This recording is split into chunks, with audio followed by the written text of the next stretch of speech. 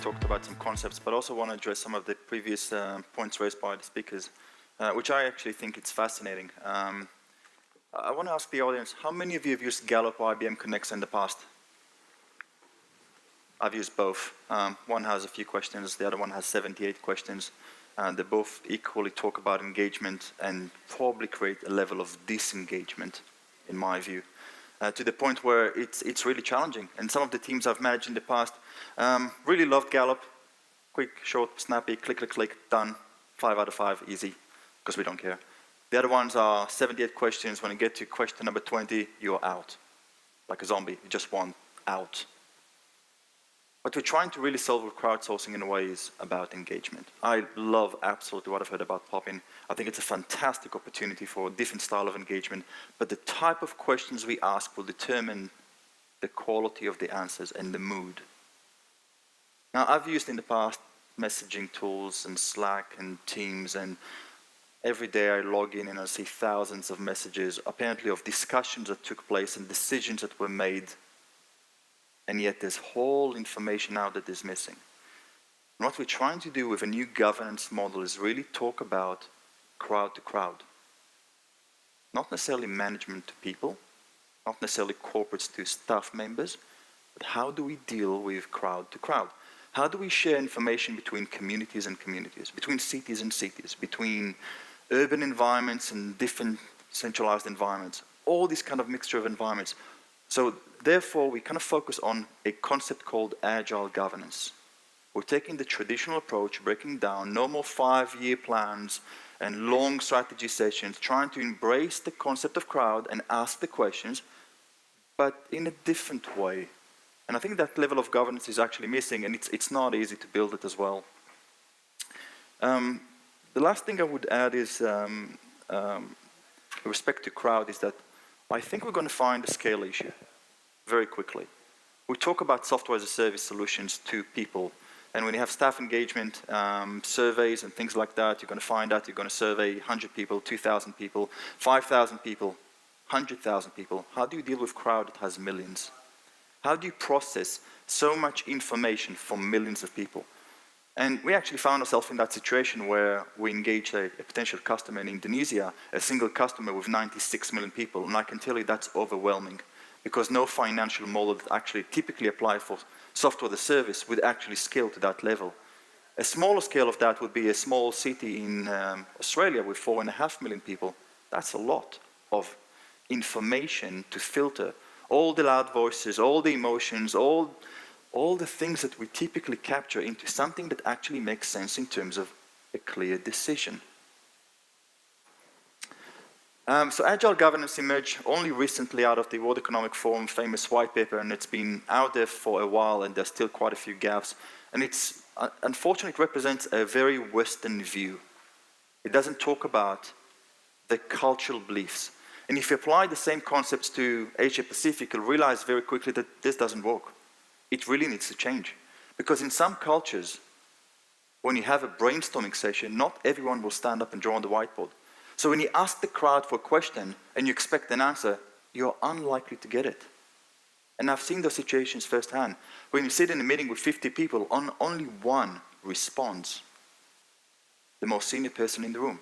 And then what that person leaves, the next senior person responds, and everyone listens. So therefore, we needed to find a creative way to engage, but also respecting the cultural beliefs of the individuals involved. I'm not going to go through all the challenges that you see there, but some of them in particular, the one that annoys me a lot is that we speak up every 4 years. We get asked, what do you think? When we say A or B, do this, do that, we'll elect you and you'll act on our behalf. And then they go away. But we do the same. We set up corporate strategy, 5-year plans, and we say, that's the way forward. Technology has already changed within 12 months, but we still say that's the way forward. And we need to adopt this Agile concept. But how do you take an Agile concept and apply it to a government or a very large institute where things move a lot slower, and by the time you need to move faster, it's actually quite painful? I do think that one of the fundamental questions that have been raised a number of times by speakers is concept of trust, and we've seen that. We are far more connected than ever, but we trust less. And information is available, but again, trust is in constant decline. I've used an example yesterday in the classroom about asking a difficult question and maybe expecting the wrong answer. And in some parts of India, for example, if you would have asked the question, should we invest $74 million in building a satellite, probably the answer would be, we have better use for the funds. But without investment in science, we will not know what we're going to create and the implications. And we've seen this a number of times where NASA creates something for their own use, and then somehow all these innovations end up with the crowd, as in private sector, adopted by consumers for the greater good. So who's paying the price? Probably NASA. Who benefits? Probably us. And it's really difficult to quantify, was that investment worth it? Because many people in India would probably argue, no, we needed fresh water, clean water, we needed different solutions. That's probably the wrong investment. But I think it's a brilliant one. Another challenge in terms of accepting opinions is, how do we ensure that the trust is there? How do we ensure that our voice is heard, but we feel safe and secure? And our research revealed the hard way is that what people say and what people believe are two different things. And we will only speak truthfully if we feel safe and confident. Now, remaining anonymous is really important, but I would say remaining anonymous and verified is more important. Knowing that there's a real person behind it, a genuine person who has been verified, who's eligible to vote, is expressing opinion in a way that is constructive without the emotion. Sometimes we do need to distract the emotion from it. And we've seen a number of times with various referendums that actually, because of the emotional aspect, the process is being distracted and we're not getting the right results. We can't trust the result. So Agile governance is all about trying to do something slightly different, trying to be more collaborative, a bit more human in our interaction, human-centered. We're trying to be inclusive, we're trying to share a lot more information, but it's not easy as well. And there's some principal concepts that I would like to talk about. One of them in particular is the focus on principles and outcomes, not necessarily rules. We see governments today trying to apply policies about digital money. Yet cryptocurrency emerged very quickly and disrupted this whole thing. We're not sure what's going to happen in the next 12 months or next 24 months. What we do know is that if we continue to write policies with strict rules, we will need to continuously change them time after time. There's a few things there, I'm going to allow you to read this later, but I want to mention just a few concepts for you to consider, especially when we roll out Agile governance. If you're working in an organization that is used to Agile, you've probably heard the term fail fast. I dare say, do not fail fast when you're dealing with a crowd of 100 million. When you launch a policy that might have impact on people's life and the quality of living, you do not want to fail. You do not want to launch a scientific research and apply it to everyone because the public said so without formally and measuring with all the rigid process that is required to ensure that you're not impacting them. So don't fail fast. I would say don't fail. Take it into consideration. But that also means that you need some sort of a sandbox environment. You need an environment where you can play safely. Cryptocurrency is another one. How do you ensure that we try these new things, we try cryptocurrency, try the benefit, but in a closed environment where you still allow innovation to flourish, you still allow startups to grow, you experiment, but you're not breaking the rules at the same time. It's ready or not, it's coming. All the borders that we've created with our own hands are now removed. Blockchain has already removed the financial borders, and when you transfer cryptocurrency from one to another, do we know which tax do we need to pay in which country and what regulation? I don't think we've actually solved that. And I think it's just the beginning. Cryptocurrency is going to effectively create a global economy that like we have never seen. But it's not just a crypto economy. It's everything on the blockchain. Think about supply and demand and what would happen if you actually register all this information. Another example related to the impact of culture specifically and how it applies in Agile governance. We think about central organizations and decentralized environments, but Samoa, as an example, are not any different to any other nation that is actually, in a way, decentralized without even knowing that they are decentralized. What you see there in front of you is a kind of a traditional necklace that the chiefs in Samoa wear. So you can spot a chief a mile away because they wear that. And that's a symbol, it's an act. They are the mayors, they are the banks, they are the lords, they own some of the lands, and they are therefore running a decentralized environment. They have some local laws that are different to the laws stated by the government. And therefore you have 350 chiefs with 350 villages, all acting slightly different way, but yet all based on the same common set of principles which underline that level of governance. And they don't have any system. And they've been operating like that for, I don't know, probably a couple of hundreds of years. But that's really the opportunity to completely disrupt an economy for the greater good and give them the tools to do that. So when you think about crowd, when you think about communities, don't think just vertically. They're all placed in the same region, whether the same corporate, in the same physical location. Think about communities as horizontal. Think about all the people, all the American citizens out there, outside of America. Think about all the football fan clubs of Manchester United everywhere in the world.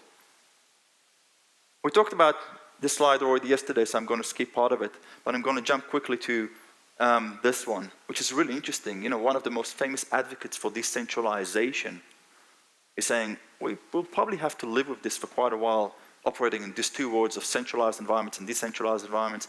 It doesn't really matter if we're talking about financial institutes or not. It's here to stay. And I don't think that one is going to replace the other. I actually think we will need to cooperate with the two and create that bridge between the two. So on one hand, those who operate in a central environment needs to focus on a completely different reality. The laws of gravity, for those of us who are managing companies or running levels of governance, everything is volatile, everything is up in the air, there's many things and all sorts of plans in place. But those that we engage, whether they are our crowd, our staff members, our employees, we need simplicity, we need clarity of execution. So we've got two colliding words.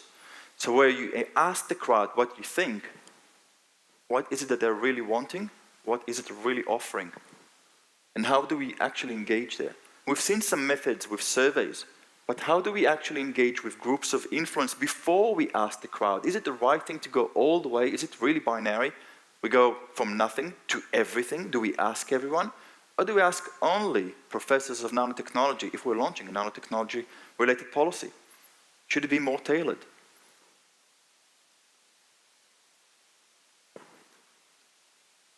So if you consider concept of centralized environments, decentralized environments, and kind of try to overlay a graph of what a progressive rollout could look like. And you think about the time relevance, which is really important because we used to think about 3 to 5 year plans, which we probably need to move faster. We need to think about the engagements. We need to think about all these things like, you know, big scope versus what's really matter for me. As a person, what matters to me is here and now. I don't really care about the next 5 years. I don't even know what's going to happen next week. That's somebody else's job. So when we ask the crowd, what do you think we're going to get? 5 year plans?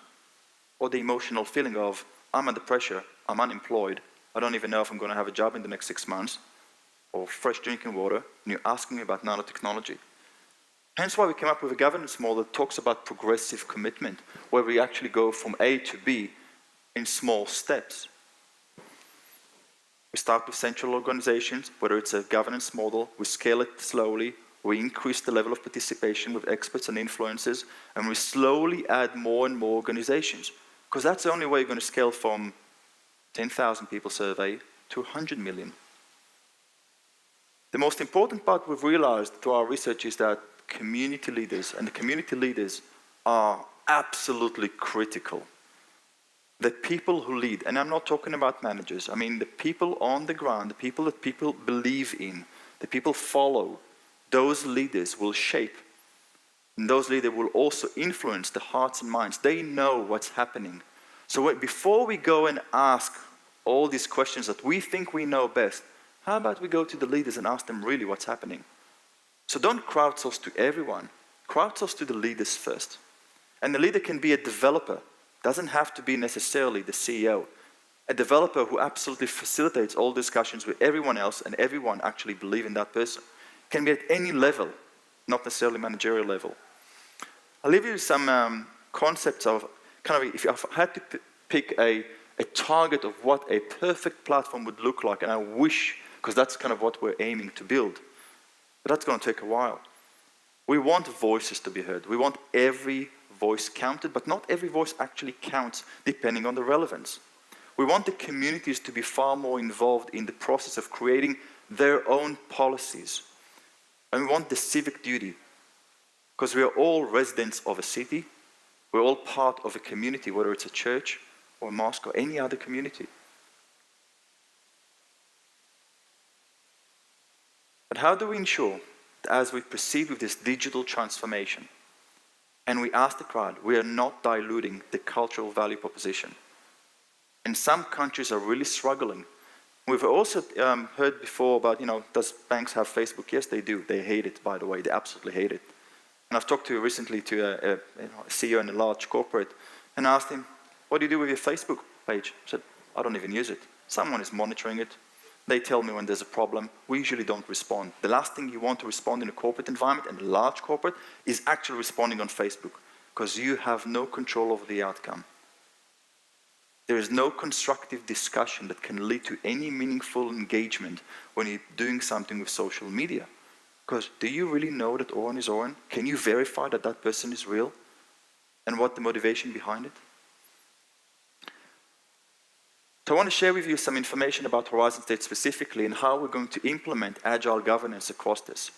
Now, this is particularly about the features of the platform, but underlying that, if you recall from the last presentation, is the foundation of trust. As in, we codify the trust. We create a protocol on a technical level that none of us can abuse. The first step is allowing you to participate in the decision-making process. And it's really important. This is really where blockchain kicks in. But we talk to leaders. We ask people what they think. We ask them to express their opinion. An expression of opinion can be a vote, a poll, a survey, but we do not determine the questions. It's not for us to define the philosophy behind it. It's for the people to define, especially the community leaders. The second part is that now that you know that you are trusted, now that you know that we cannot abuse your information because we do not store your data, now that you know that your expression of opinion actually matters and counted, we then connect you to like-minded people. And thirdly, we start creating communities. And the communities are important. We're giving the communities tools, project tools, like project management tool, budgeting tools, to help them manage themselves. What's the point of telling them what to do? They know best. The people on the ground know best. These chiefs in Samoa, they know exactly what's happening, even though they never wrote it on a piece of paper. So instead of us telling them the questions, they're going to come up with their own set of questions and their own set of philosophies. And if it's going to work for them, they're going to share it with others. So crowd to crowd, communities to communities. And fourthly, we're going to build a digital nation on a different platform. And this is kind of long-term thinking, but it's actually happening now. So what does it look like? You see, software. I'm a software guy. I've built a lot of software stuff in my life. They're all complex. And we talk about artificial intelligence and all these good things, but it's not going to create history. We're going to create history, right? People. So therefore, the empowerment system that we build is for the people. And in those 4 stages that we talked about, progressively, we move from individual empowerment to collective empowerment, communities led by a person. When I say communities, it can be a political party with a person, it can be a mayor leading the city, it can be a nation led by a president. It does not matter. We all operate in an environment where there's effectively a leader in place. So what does it look like? This is an example we've developed for a customer in Indonesia. We want people to contribute to their own cause. We're not going to tell them what to do. They have to set up their communities the way they see fit. So therefore, the things that matter to them, there's no social aspect, there's no posting selfies with coffee cups and all these good things. We want them to participate, but the content is theirs. So there's a whole content management behind it. But it's the same platform of trust where without even identifying yourself in front of others, but you have been verified, you still can participate in critical discussions that matter to your local community or led by the government so that you can take form and part of it. And most importantly, you could vote, you could run the census every Wednesday, you can participate, and it will be up to you. There's no gamification. We don't want to incentivize people. We don't want people to perceive this as something that if you do this, we'll pay you. We don't want to pay for your vote. If you want to vote, it's because you wanted to vote. It's because you think your voice should be heard, because you want it. You chose to do so. And that's the platform for this. Thank you, guys. And if there are any questions, I'll be happy to take some. Great. Thank you very much, Oren. Thank you. Yeah, you asked yesterday a really important question that people were not really able to. None of them really. It's like who was thinking here in this room that your vote was counted, right? And it's really what you're doing with your platform, what we're trying to do is really amazing to really see where we can really bring this level of transparency. So really, thank you for being here and doing this. Pleasure. Really amazing. Thank you for having us. Any question for Oren before we move to a fireside chat? Please. Hey, Oliver Wigner. When you say you engage the whole community and have everyone part of, is there an issue of direct democracy if you see like the rise of populism and Brexit, which was also the community was engaged, everyone was asked for one single problem, but then there is populism who can actually mislead the crowd and the people who are members of the community. So how would you tackle the problem of negative impact of direct democracy, basically? That's a good question. I just want to put some boundaries around the question first. We're not promoting democracy, and that's really important. We're promoting engagement. We believe that if you allow the people to engage on their own terms, they will find the best way forward. We are simply giving them tools to voice their opinions in a constructive manner. And what we've seen a number of times in countries, especially when there's political rise, doesn't matter which way, there's a lot of emotion with that. We need to strip that, keep it factual, keep it logical, but keep the aim, the goal in mind. So we're giving the people the option to choose. So it's an opt-in model, where if you choose to participate, you engage. Therefore, if you choose democracy, we support you. If you choose a different model, we'll still support you, but as long as you engage. And what we've seen is that we're actually getting a lot more demand from non-traditional, or probably say non-democratic environments, not the ones that you would immediately think about as democratic. And they actually really care. Funnily enough, although there's not the same type of election, they deeply care about what their people think. But it's just managed in a slightly different way. That's one of the reasons that we didn't promote any particular philosophy, and we're providing tools for communities. Great. I think there was a second one more question, then we'll...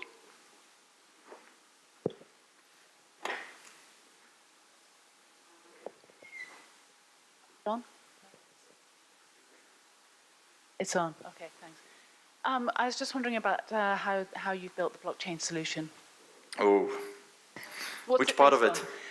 What's it based on? Is it an existing blockchain that you're building on? We thought about building our own blockchain solution. We then realized that there's only 3,000 companies who are doing the same. And we figured that our sweet spot, really, what we do really well is engagement. Now, building a blockchain solution adds value at some point, but is it the value that we want to add to the economy? And we figured probably not. We then tried to pick the right blockchain. And some are public blockchains, some are private blockchains. You could argue which one is better, some are more scalable than others. Then we realized that actually it matters, but it doesn't. Because if we don't respect the privacy laws and the data and privacy laws for each country, we will not be able to influence at the right level. So therefore, we are blockchain agnostic. We have great collaboration with NEM, as an example. They're fantastic guys. And we also have good collaboration with IBM Hyperledger. Now, we've asked actually, funnily enough, by a customer in the US, who insisted on us saving the transactions on 2 separate blockchains, not even one, to ensure that it doesn't matter if one would be hacked, so far it hasn't, but 2 separate transactions. And that's still possible. There's no issue with that. So our focus is on ensuring that what we write on blockchain is actually secure, it's transparent, you know that your voice has been counted, and all the mechanism and the functions of blockchain without necessarily picking one. We have picked probably 3 or 4. We're now integrating also with Halo, specifically. Low cost, good value, but again, name equally good fantastic guys. Great. Oren, thank you very much. Pleasure. Thanks, Appreciate guys. that. Thank you. Thank you. Great.